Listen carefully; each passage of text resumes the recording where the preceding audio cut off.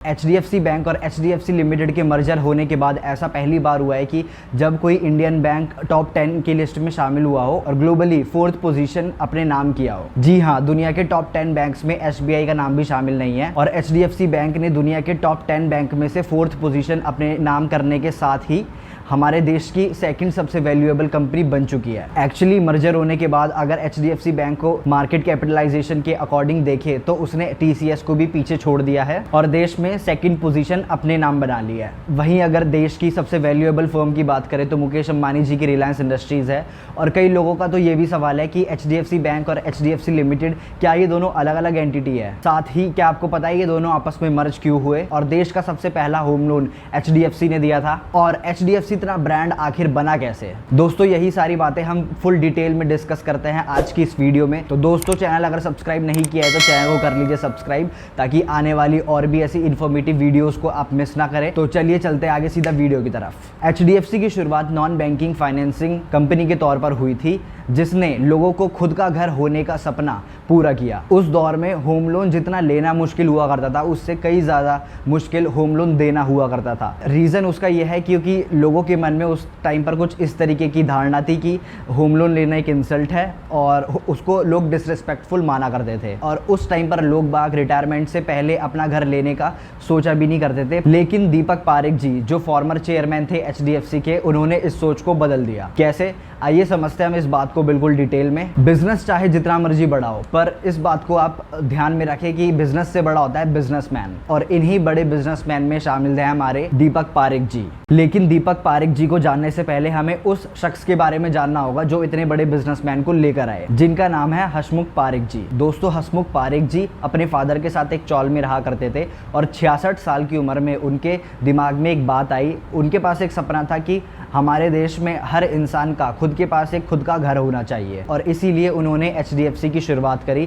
और HDFC हमारे देश की पहली ऐसी कंपनी थी जिसने होम लोन देना शुरू किया। हसमुख पारेख जी ने ICICI बैंक में से रिटायरमेंट होने के बाद 17 अक्टूबर 1977 को HDFC यानी हाउसिंग डेवलपमेंट फाइनेंसिंग कॉर्पोरेशन की शुरुआत करी और इस बिजनेस को संभालने के लिए उन्होंने अपने भतीजे दीपक पारेख जी को इस बिजनेस में शामिल कर लिया। हालांकि 1970 के दौर में दीपक पारेख जी ने अपनी चार्टर्ड अकाउंटेंसी की पढ़ाई कंप्लीट कर ली थी और पढ़ाई कंप्लीट करने के साथ ही उन्हें फॉरेन में मैनहट्टन बैंक में मैनेजर की पोस्ट के लिए ऑफर आया। साथ ही अच्छी सैलरी, घर, गाड़ी की सुविधा भी मिल रही थी। दीपक पारेख जी इस ऑफर के लिए मन बना ही रहे थे कि उनके पास हसमुख पारेख जी का बुलावा आया और उन्होंने दीपक पारेख से सिर्फ इतना ही बोला कि तुम्हारे पास जो नॉलेज है उसकी ज़रूरत तुम्हारे देश को है। जिसके बाद दीपक पारेख ने अपना इतना बढ़िया पैकेज और लग्जरी लाइफस्टाइल को छोड़कर 1978 में एज अ जनरल मैनेजर की पोस्ट पर HDFC ज्वाइन कर लिया। दोस्तों उस दौर में लोग सिर्फ बैंक में अपने सेविंग्स के पैसे ही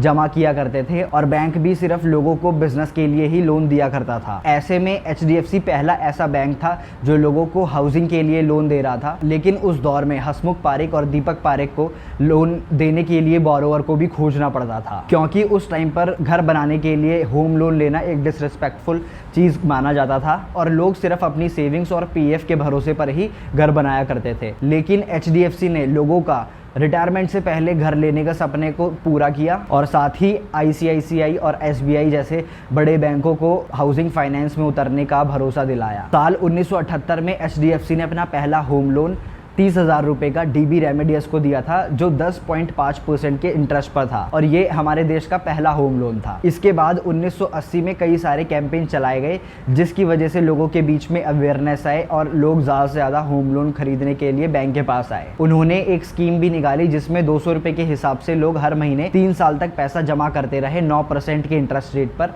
और 3 साल बाद वो उस पैसे को विड्रॉ कर सकते थे और वहीं अगर लोग चाहे तो अपनी सेविंग्स के मुकाबले 4 गुना होम लोन बैंक से ले सकते थे। लोगों को अब होम लोन बहुत ही मिनिमल टर्म्स एंड कंडीशंस पे मिल जाता था और ये HDFC के लिए गेम चेंजर प्लान साबित हुआ। जो बिजनेस 30,000 लोन देने से स्टार्ट हुआ आज वो बिजनेस करोड़ों अरबों तक पहुंच गया है और आज HDFC के पास 90 लाख से ज़्यादा होम लोन के कस्टमर्स हैं। जब 90 के दशक में RBI ने बैंकिंग सिस्टम को एक्सपेंड करने के लिए बैंक का लाइसेंस देना शुरू किया तब HDFC ने भी बैंक के लाइसेंस के लिए अप्लाई किया था और RBI के सेट स्टैंडर्ड्स पर पर खड़े उतरने के बाद 1994 में HDFC को बैंकिंग का लाइसेंस मिल गया। अब HDFC ने HDFC फाइनेंस यानी हाउसिंग लोन के साथ साथ HDFC बैंक को भी एक्सपैंड करना शुरू कर दिया। वही बैंकिंग लाइसेंस मिलने से पहले दीपक पारेख ने मलेशिया के सिटी बैंक में काम कर रहे आदित्य पुरी को कॉल घुमाया और बोले HDFC को बैंकिंग का लाइसेंस मिलने वाला है, आप इंडिया आकर काम संभालिए। उस समय आदित्य पुरी की तनख्वाह 31 लाख थी,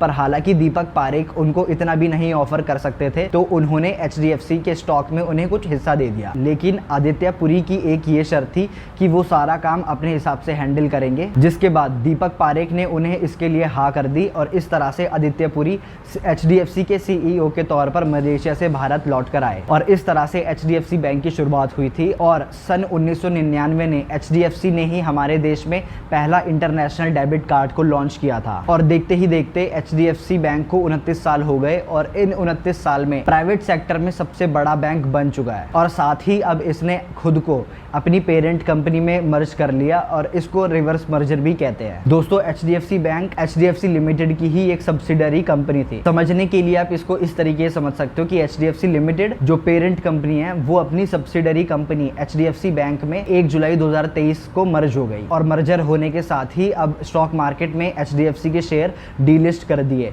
मतलब अब आप HDFC के शेयर ना तो खरीद सकते हो ना तो उसको सेल कर सकते हो, यानी इन शेयर्स की ट्रेडिंग क्लोज कर दी गई है। वही मर्जर होने के बाद HDFC की अगर आप मार्केट कैपिटलाइजेशन के अकॉर्डिंग देखें तो HDFC बैंक ग्लोबली चौथा सबसे बड़ा बैंक दुनिया में बन चुका है। JP Morgan, industrial and commercial bank of China, bank of America के बाद HDFC बैंक चौथा सबसे बड़ा बैंक दुनिया में बन चुका है, जो कि एक इंडियन के लिए बहुत ही गर्व की बात है। और मर्जर होने के बाद अगर HDFC की मार्केट कैपिटलाइजेशन को हम देखें तो वो 172 अरब डॉलर की पहुंच गई है और बैंक के पास 120 मिलियन कस्टमर हो गए हैं। इस मर्जर के बाद HDFC लिमिटेड को HDFC बैंक में 41% की हिस्सेदारी मिलेगी और पब्लिक शेयर होल्डर्स को 100% की। वहीं अगर हम बात करें ऐसे लोगों की जिनके पास HDFC लिमिटेड के शेयर्स है, यानी इन्वेस्टर्स की, जिनके पास 25 शेयर है, उनको HDFC बैंक में 42 शेयर दिए जाएंगे। यानी अगर आपके पास HDFC लिमिटेड के 10 शेयर है तो मर्जर होने के बाद आपको 17 शेयर दिए जाएंगे। और अब सबसे इंपॉर्टेंट क्वेश्चन ये आता है कि इस मर्जर का कारण क्या है।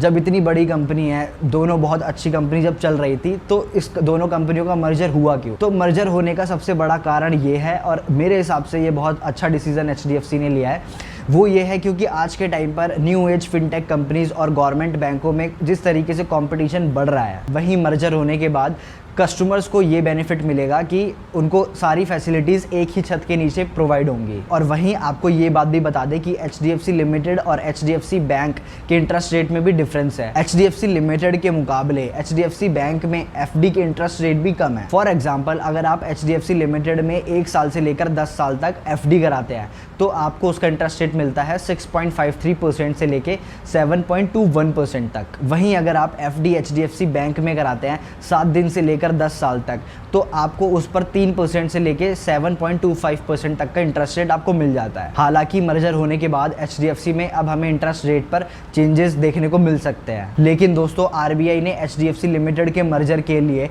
HDFC बैंक को कैश रिजर्व रेशियो यानी CRR, स्टैच्यूटरी लिक्विडिटी रेशियो यानी SLR और लिक्विडिटी कवरेज रेशियो यानी LCR की जरूरतों पर कोई छूट नहीं दी है। वहीं मैनेजमेंट को मर्जर होने के बाद इस बात की पूरी उम्मीद है कि बैलेंस शीट में बढ़ोतरी देखने को मिलेगी और मार्केट में पकड़ बनाने में आसानी होगी। दोस्तों, आज दीपक पारेख को हाउसिंग फाइनेंसिंग का पायोनियर माना जाता है और 40 साल से भी ज्यादा HDFC ग्रुप के चेयरमैन रहे और HDFC को सही मार्गदर्शन दिया और उसे एक नए मुकाम तक पहुंचाया और उसके बाद उन्होंने HDFC से रिटायरमेंट ले ली। वहीं 26 साल तक HDFC के CEO रहे आदित्य पुरी ने भी रिसेंटली 2020 अक्टूबर में रिटायरमेंट ले ली और उनके बाद ये रिस्पॉन्सिबिलिटी शशिधर जगदीशन ने संभाली। और अब HDFC बैंक के MD और CEO शशि जगदीशन जी की बारी है कि वे अपना रास्ता खुद बनाएं और HDFC ग्रुप को एक नए मुकाम पर पहुंचाएं। तो दोस्तों, आज की वीडियो में बस इतना ही। उम्मीद करता हूं कि आपको हमारे द्वारा दी गई ये जानकारी अच्छी लगी हो। अगर आपको वीडियो पसंद आई हो तो वीडियो को लाइक कीजिए और